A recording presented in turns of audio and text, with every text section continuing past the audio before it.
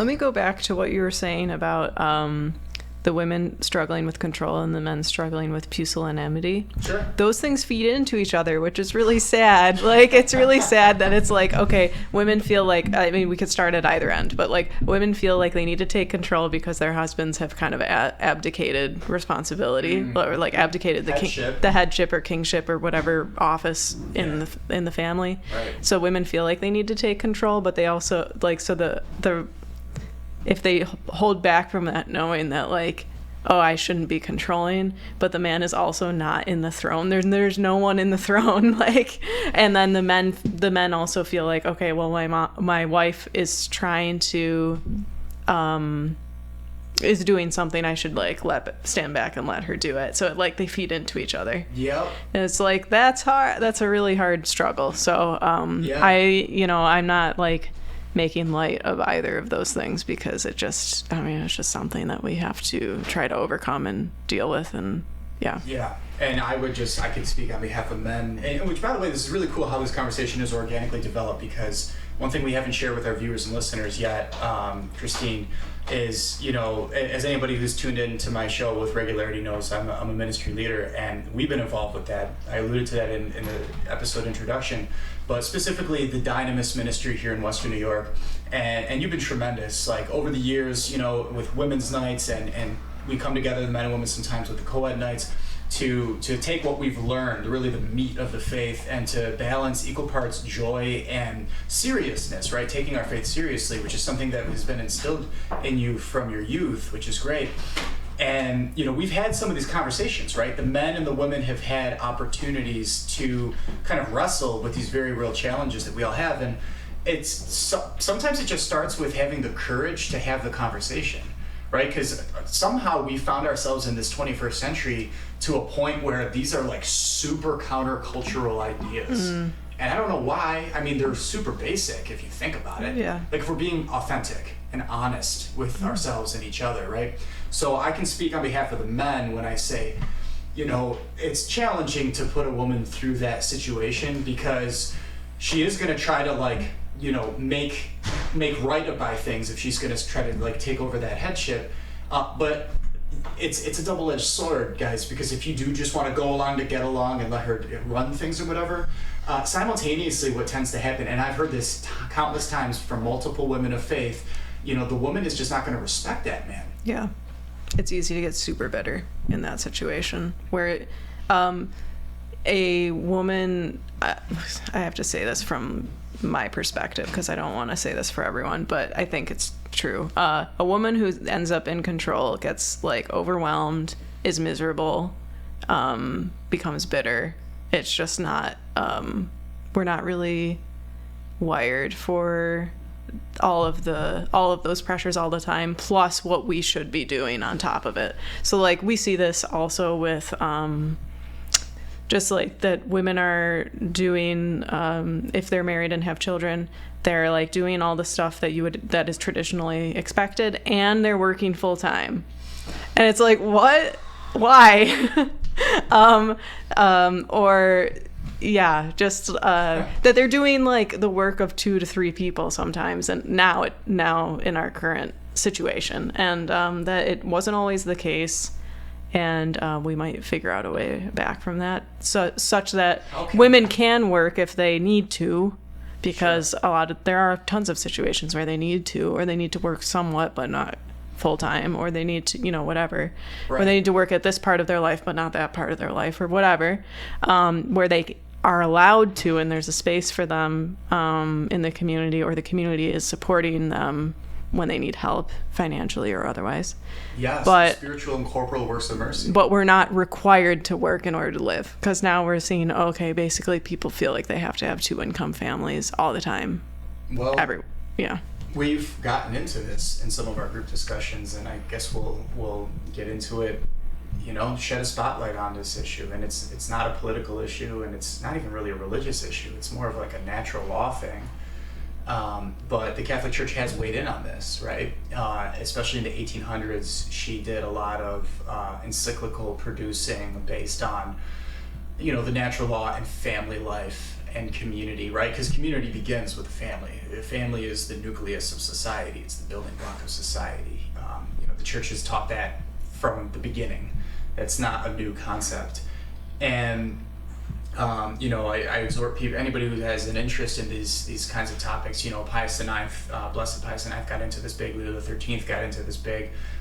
You could look at Casti Connubii. You could look at Rerum Novarum, and learn about some of these things. And the church has made clear, like, when and this is based on the natural law. It's not even a divine law thing, but when you're rearing small children, the women ought to be at home with them. Now we're talking countercultural, right? I mean, we went there, right? And whatever, call me bigot if you want, but all I'm doing is I'm saying this is what the church has always said. And there's, I think, a genius to that, right? Because in season and out of season, we preach the gospel. And if the church said that in the context that she did, and I'm telling you as somebody who's theologically trained, it's natural law considerations don't change with custom. Mm-hmm. You know what I mean? Yeah. It's just something. It's interesting to think about, and we've had conversations offline about how we got here. Right, there was World War II happened. You needed women in the workplace a lot more. Men were off dying. I mean, things definitely. There've been imbalances over time. We could talk about the Industrial Revolution before that, but like you said, if people want to have the option, they ought to be able to. And unfortunately, in this day and age, that's even becoming harder than ever, because it's like you need two incomes to survive. Yeah. So how do we, I don't know, how do we get here? How do we fix it? What do you think? There would probably someone else has said this way better. In fact, I'm sure they have. So you can comment if you have something that we should consider in the future. But I would say that second wave feminism, where women were, there was like this weird point in time with the boom in the US, with the kind of like at the time the baby boom was happening, where one income was enough. There was like lots of mass-produced things that were suddenly cheaper, things that were labor-saving, like washing machine innovations, stuff like that, labor-saving for women. And then children simultaneously were being shipped off to school for most of your day. So what am I doing at home? My children are in school. I am getting myself ready to look good for when my husband comes home, and that's it. And I'm throwing stuff in the... That's reductionist, but it's like a lot less work was going on, but it was like for a smidgen of time. But then all these women felt unfulfilled. They were like, "What? There must be more." So then the answer that was given in second wave feminism was like, "Go to school. Okay, great. The Catholic Church loves education. We should all be educated because to be good humans, like we need philosophy. We need to know we need to do critical thinking so we know what we think. These big questions we talked about a little while ago. Sure. Obviously you need education, but when it was like education so that I can then go work." Like education into like pointing towards workforce, that's where things got messed up, because then it was like, okay, I need to go work to be fulfilled, and then suddenly you have this influx of people into the workforce that are actually driving down the cost of labor. And now we're in a situation where people who want to get out of the workforce can't, because there's not enough income with just one adult working in the family. So I think that's kind of what happened. I'm not sure how to get out of it, but I think maybe just commit to having a lower standard of living, because it's still possible to survive off of one smaller income. Oh, and in practicality, that's what a lot of families that want to maintain the traditional natural law focus are doing, is they're making tremendous sacrifices and they're living in poverty. But that's not all bad, right? Mm-hmm. Like the fruit of the third joyful mystery, the nativity, is the spirit of poverty. So we do it, it's not destitution, we do it lovingly for our families. And so, yeah, and that's, a testament to the beauty and the joy of sacrifice. But yeah, I mean, there's so much more that could be said on this. And like you said, that people could say things way better than how I'm throwing it down too, because I endeavor not to get into politics. It's just not that interesting to me. But there certainly are forces out there that have, if not driven the trajectory that we're on now, they've certainly capitalized on different events that have happened throughout history. And there's certain agencies that wanted to start taxing the other half of the populace and simultaneously have much more control over what kind of education the children are getting, which, in the context of what Holy Mother Church in her infinite wisdom has exhorted us all in terms of stick with the natural law is unfortunate, and there will be a reckoning for that. When all is said and done, everything is accounted for and everybody will be held responsible for their role in all of this. And let me say too, when you talk about natural law, and like these in general are the principles, and this is what the church says, the church is instructing everyone for all time. Like these things are like across all of human history because it has to do with the natural law, and those things don't change across time. Right. It's not like customs or disciplines. So with that, we'll say, okay, when you're addressing everyone who's ever existed, you have to give like, this is the ideal, this is the standard, this is what we want, like this is kind of like a general principle. And then each individual couple needs to figure out what works. So we want to say like, and I think we're getting into some issues in our culture right now where people are like, I don't do this and therefore I don't feel like, I don't feel particularly feminine in this way, and therefore am I a woman? Like there's this kind of stuff going on. Yes. That's terrible. I know, it's very confusing for people. So they better never do that in our libraries. So I would say like, and like we could talk about this with like marriages and really romantic relationships between a man and a woman, that like you should think about what is this like overarching principle and ideal with like we can talk about like the division of labor or gender roles or whatever. Sure. Try it out, because most of the time this is how stuff skews between the man and the woman. Sure. Try it out. You will figure out over time in your marriage what works. And hopefully you've discerned that your spouse is also long-suffering and that you can work on that, so that when stuff doesn't work according to the ideal, you can be like, okay, what are we doing? What can we fix here?